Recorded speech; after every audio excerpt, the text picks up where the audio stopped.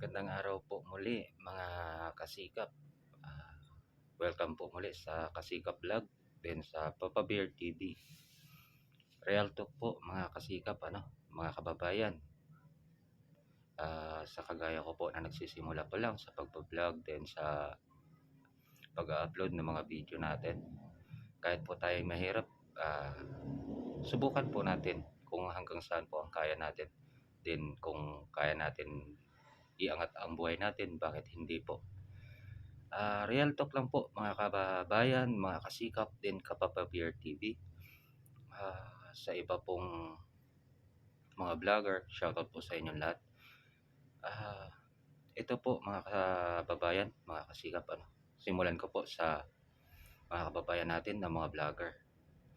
Alam po ba natin na mga kasikap, ang mga vlogger po maihahalin tulad po natin sa mga politiko natin, halimbawa na lamang po, ikaw po ay hindi pa sikat na vlogger, naghahanap ka pa lang po ng mga followers, subscribers, kagaya ko po.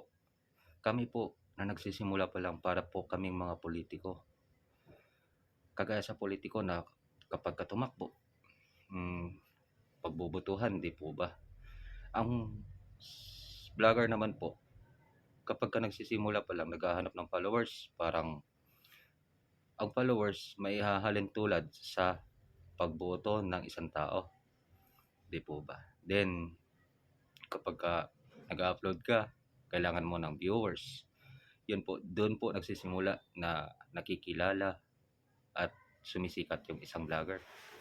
Kaso nga lang po, mga kasikap, kaya ko po nasasabi na parang mga politiko ang vlogger. Opo, totoo po yan.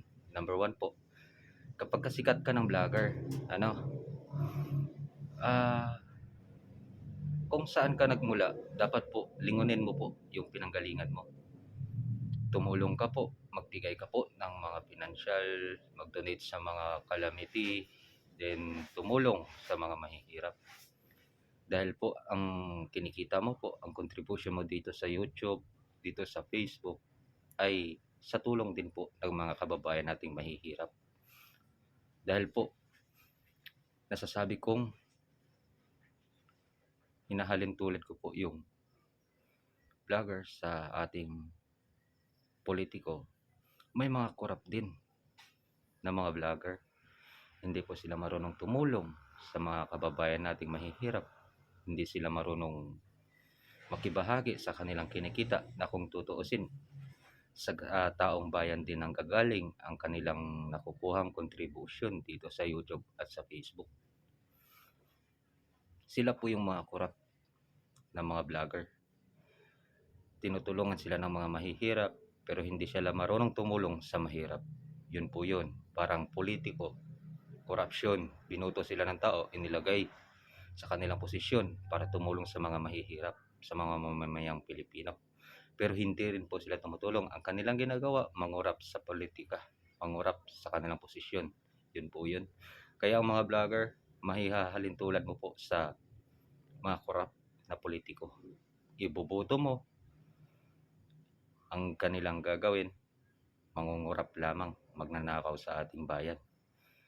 Ang mga vlogger naman, ipa-follow mo, sa subscribe mo, panoorin mo ang kanilang mga video, hindi sila marunong bumalik sa inyo sa tulong na ginawa po ninyo. Yun po yung parang corrupt na mga vlogger. Nagpapasikat dito sa YouTube, sa Facebook, pero wala pong balik sa inyo. Sana po, ako po na nagsisimula pa lang ay tulungan niyo po ako na makilala, then na unti-unti umangat dito sa pagbablog, dito sa Papa Bear TV. Tulungan po ninyo ang Kasikap Vlog, din Papa Bear TV sa YouTube. I-follow nyo po ako at i-subscribe. Baka po balang araw ako rin po makakadayo sa inyong mga lugar at makakapamahagi po tayo ng konting biyaya galing sa ating Ama, siyang tagapaglikha. Ako po ay nangangako sa mga supporters ng Papa Bear at Kasikap Vlog na kapag kasumikat po tayo, hindi po natin kakalimutan ang ating kapwa. Dahil sila po ang tumutulong sa atin para kumita. Yan lang po mga kababayan, mga kasikap at kapapa Bear TV na naglilingkod po sa inyo. Sana suportahan po ninyo ako sa aking bawat video. Maraming salamat po. Paki-follow din, paki-share na rin po ng mga video natin. Pa-subscribe na rin po sa channel natin, Papa Bear TV sa YouTube. Then Kasikap Vlog, pa-follow na rin po. Maraming salamat po ulit.